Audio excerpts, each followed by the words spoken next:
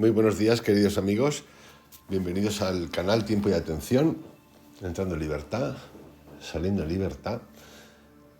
A esta pregunta, a esta frase de entrando en libertad, saliendo en libertad, alguien el otro día preguntaba si esto tiene que ver con entrar y salir de la Matrix.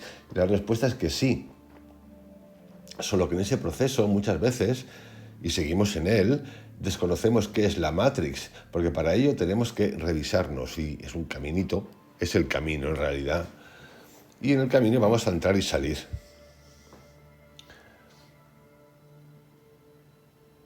¿A dónde nos lleva? No tengo ni idea a dónde nos lleva entrar y salir. Al final es necesario, de hecho, llevo unos cuantos audios hablando de esto. Para que exista bien tiene que existir el mal. La historia es entender todo como concepto y luego trascenderlo como concepto y entender la totalidad de la cosa. Y sí, y en ese juego vibracional, que es un juego vibracional, y me encanta la palabra juego vibracional, juego sobre todo porque le quito la seriedad al juego, la competición al juego, llegará un punto, cuando sea, que no lo sé, en el que la dualidad ya no existirá. Y eso es aplicable, es el gran desafío, a nuestra vida terrenal, a la materia, a lo que hacemos todos los días. Así que entrando en libertad, saliendo en libertad, significa que muchas veces me voy a equivocar, voy a entrar, por ahí hasta súper seguro, me voy a dar cuenta, voy a salir, voy a elegir luego otra puerta, y lo importante de esto es que no hemos de pedirle permiso a nadie. Escuchándonos, pues sí, leyendo, preguntándonos, ejercitándonos, trascendiendo, una y mil veces, las que sean necesarias. No has de pedirle permiso a nadie para entrar y salir. Esto es lo que no le gustan a los sistemas, como que tú no tienes que pedir permiso. Pues hablan de lealtad, sacrificios, la lealtad es lo máximo que hay. Cosas de ese tipo, no, todo el derecho a leer, a releer, a leer sin pedir permiso, a leer la Biblia sin pedir permiso, a llevar tu camino, tu proceso, lo que te dé la gana. Y sí, en ese camino, pues tropiezos vamos a tener los que haga falta tener. En resumidas cuentas, yo esto lo llamo la importancia de ser un desvergonzado, una desvergonzada. Es vital. Y humor. Es esencial, vital, un desvergonzado, entrar en libertad, salir en libertad. Volvemos a Gurdjieff. El otro día hice el audio primero, introducción al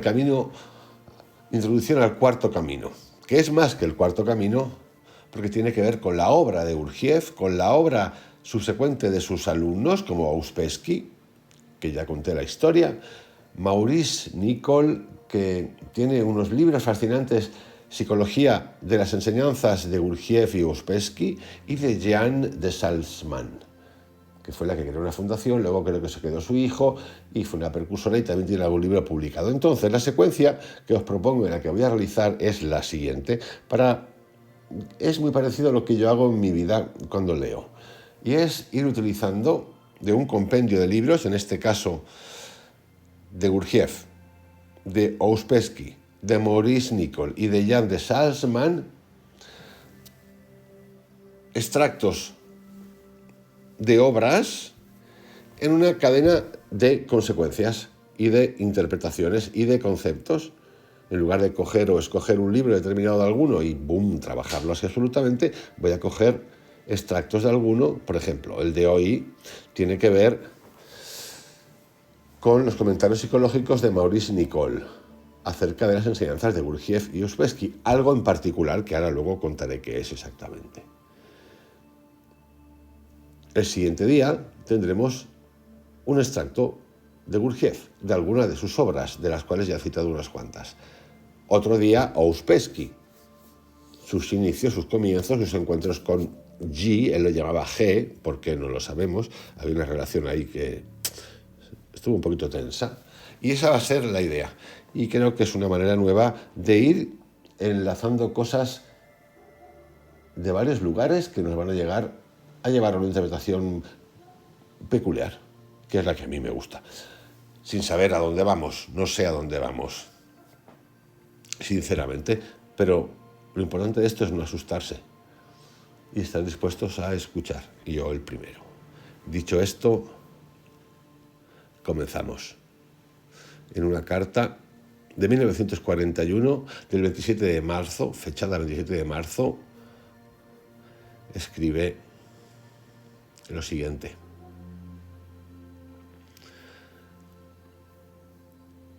Maurice Nicole. Me interesó mucho tener su informe de la reunión del 20 de marzo. Creo que sería preferible que yo le escribiese sobre la base de las cuestiones acerca de las cuales me informó y de las notas personales que usted escribió.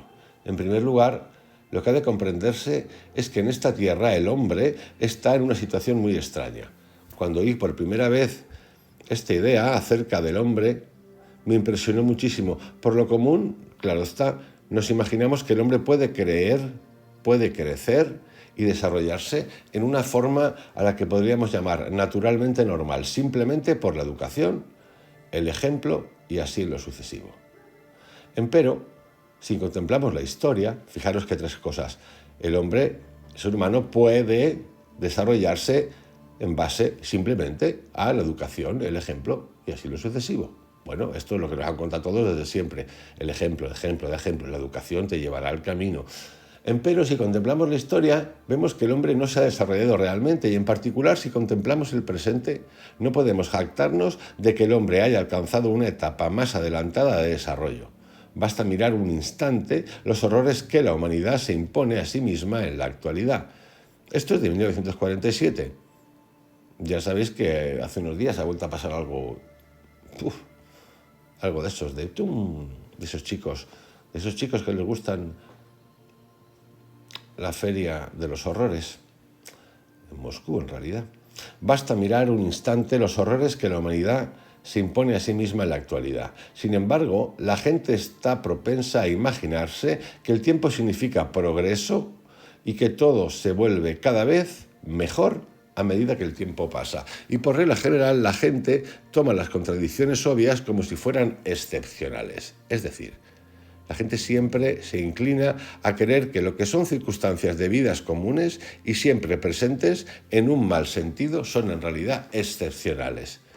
Estará usted de acuerdo conmigo en que la gente considera habitualmente la guerra como algo excepcional, empero debe admitirse que si toma cualquier libro de historia verá que trata sobre todo de guerras y con la guerra de intrigas, de gente que busca el poder y así sucesivamente. En realidad, a menos de tener la fuerza de ánimo que nos permita ver qué es la vida ordinaria en este planeta, permaneceremos en la imaginación o en la ilusión, si usted prefiere esa palabra. Como ha de saber, en este sistema de trabajo, entre los muchos dichos que poseen gran densidad de significación, a saber, que demandan mucho tiempo para comprenderlos, hay uno que dice que el nivel de ser de un hombre atrae su vida. Este dicho se aplica a la humanidad en general, es decir, el nivel general de humanidad con respecto a su ser. Atrae la forma de vida que experimenta. Es inútil pensar que las guerras y los horrores y las revoluciones, etc., son excepcionales. Lo que es responsable es el nivel de ser de la gente. Pero nadie está dispuesto a admitirlo y cada vez que la guerra tiene lugar, como dije, la gente lo toma como algo excepcional. Y hasta habla acerca de un futuro libre de guerras, tan pronto como la guerra en curso ha concluido. Bueno, guerras, virus, lo que queráis. Yo recuerdo, si recordáis, cuando era lo del virus, al poco tiempo, la pandemia esta, decía esto va a suponer un salto cualitativo en la conciencia de la humanidad. Yo lo oí y, la verdad, en fin.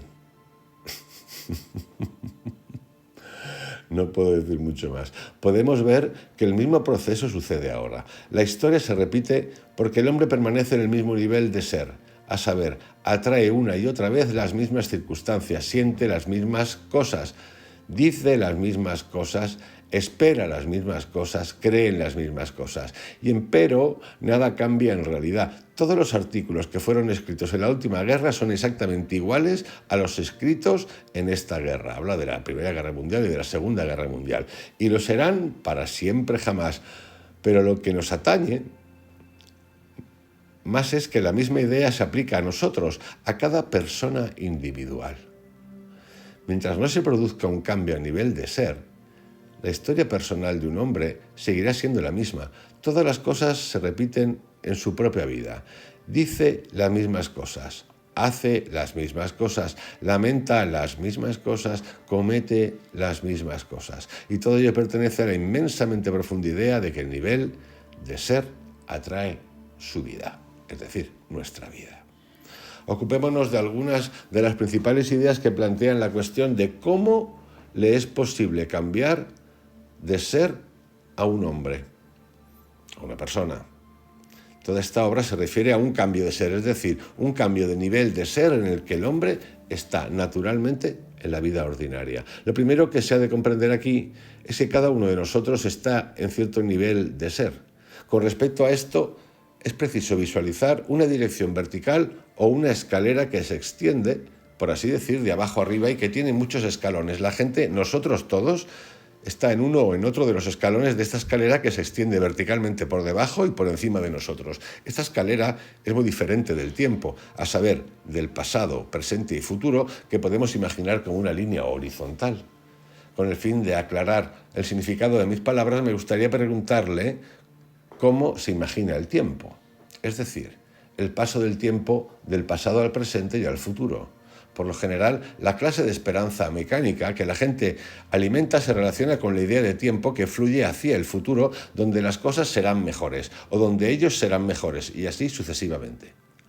Pero esa escalera de la que estamos hablando y que se refiere a los diferentes niveles de ser no tiene nada que ver con el tiempo lineal. Un nivel más alto de ser está inmediatamente por encima de todos nosotros en este mismo instante. No está en el futuro del tiempo, sino en nosotros mismos en este momento, sino ahora.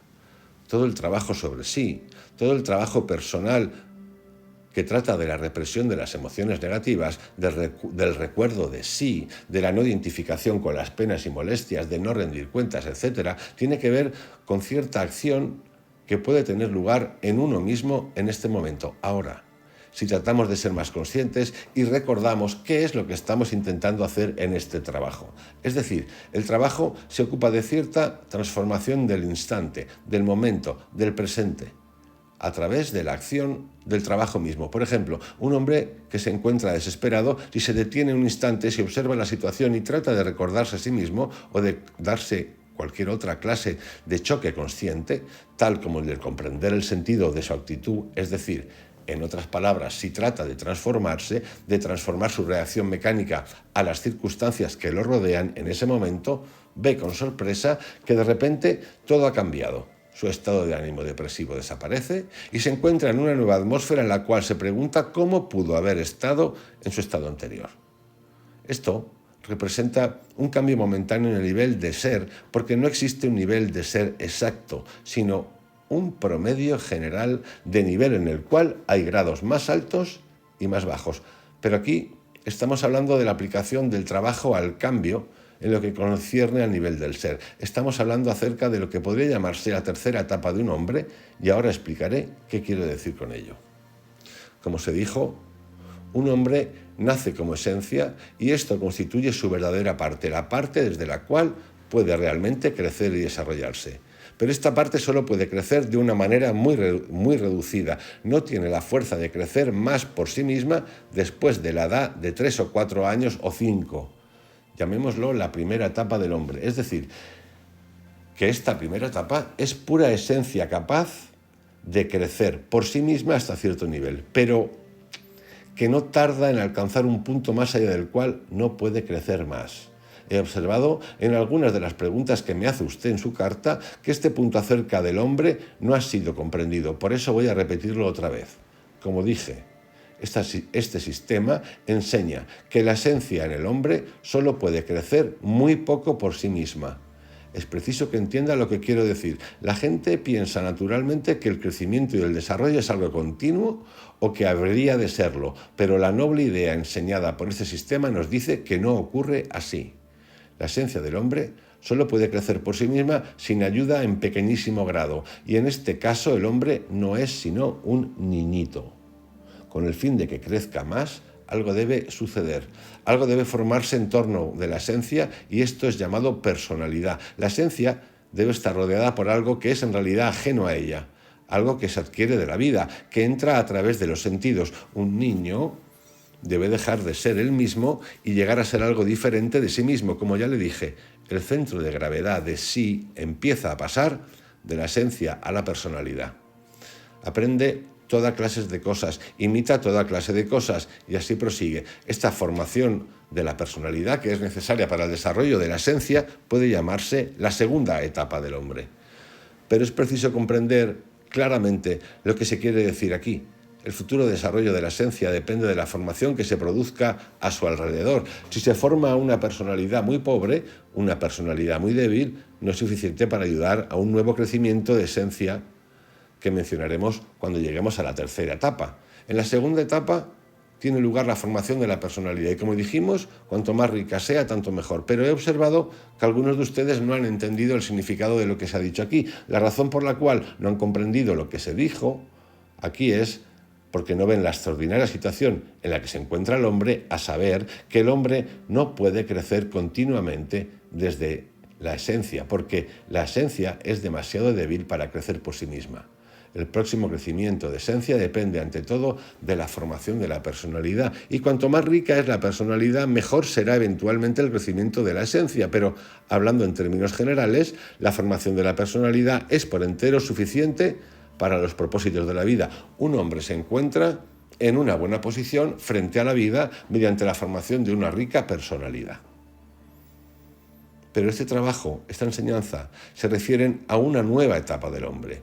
Y esta etapa la llamaré la tercera etapa. Ha de comprender usted que este trabajo no se refiere realmente a la vida, se refiere a algo diferente que el hombre puede intentar prescindiendo de su posición actual, ya sea un político triunfante, un famoso científico o un respetable carnicero o panadero o fabricante de candelas. Este trabajo empieza desde el hombre que ha desarrollado la personalidad y puede habérselas con la vida a su propia manera, en una forma bastante razonable. Es decir, empieza desde el nivel de un buen dueño de casa, lo cual pertenece a la segunda etapa del desarrollo del hombre.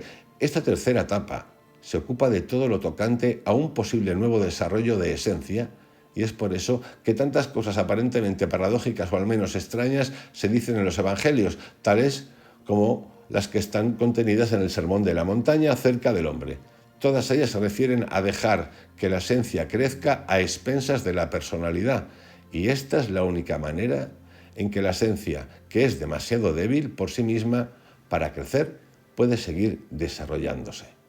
En este sentido, la personalidad que se forma en torno de la esencia llega a ser eventualmente, si se penetra en esta tercera etapa, la fuente misma desde la cual la esencia puede crecer aún más. Supongamos que por un individuo la personalidad está ricamente desarrollada. Es entonces un hombre rico, en el sentido dado por los evangelios. Conoce todo, es una persona importante, pero lo que hay de pobre en él es su esencia. No es aún un hombre cabal. Lo que hace, lo hace para lograr mérito o por temor a la pérdida de honor o reputación, pero no hace nada por sí mismo, nada por amor a lo que está haciendo, prescindiendo de los elogios, la autoridad, la posición, la popularidad o cualquier otro beneficio a los ojos del mundo. Supongamos que este hombre sienta de alguna manera como el hijo pródigo que no come otra cosa que cáscaras. Quiere decir sencillamente que se siente muy vacío a pesar de todas sus riquezas. Tiene una hermosa casa, joyas, dinero, lo que queráis, un hombre muy conocido. De algún modo obtuvo lo mejor de todos los demás y sin embargo se siente vacío. Tal hombre, mujer, se está aproximando a la posible tercera etapa del desarrollo. Ha llegado ahora a una posición en la cual su esencia, su verdadera parte, puede crecer y así reemplazar el sentimiento de vacío por un sentimiento de significación. Pero con el fin de que se realice en el hombre este nuevo desarrollo, debe empezar, por así decirlo, por sacrificar su personalidad y marchar en dirección opuesta a la que siguió hasta ahora. En otras palabras, debe tener lugar en él una especie de inversión, lo que está muy bien expresado en la parábola del hijo pródigo. Y a menos que comprenda que esa tercera etapa es posible y lleva al hombre a un verdadero desarrollo, nunca comprenderemos qué dicen los evangelios o a qué se refiere este sistema. El otro día, en una reunión, se leyeron las siguientes líneas. Tomemos el Sermón de la Montaña y tratemos de comprender cuál es su significado. Como hemos dicho, en la última charla, la religión considerada como las ideas psicológicas enseñadas por Cristo acerca de la evolución individual del hombre y su transformación de un nuevo hombre, Se ocupa del desarrollo de la esencia después de haber sido formada la personalidad. Un hombre en quien se formó una rica personalidad por la experiencia, la educación y los intereses es un hombre rico en personalidad, pero la esencia sigue siendo pobre. Para que pueda desarrollarse, la personalidad debe llegar a ser pasiva. Este es el tema de la importancia, quitarnos la importancia. Esto no ha sido bien entendido, pero es muy importante que cada cual llegue a comprender en el trabajo qué significa este párrafo. Significa que la religión en su verdadero sentido, y solo conocemos el cristianismo, se refiere a la tercera etapa del hombre, a hacer la personalidad pasiva para que la esencia pueda crecer. He de repetir otra vez que el significado más profundo de los evangelios no tiene nada que ver con la vida. Su enseñanza se inicia en un punto donde la personalidad ya ha sido formada en el hombre y se refiere a la posibilidad de esa tercera etapa de desarrollo. Ante todo, la acción de la vida desarrolla la personalidad en el hombre. Este trabajo es a veces llamado una segunda educación. Está destinada a aquellos que buscan una segunda educación. La primera educación es la educación que la vida nos da.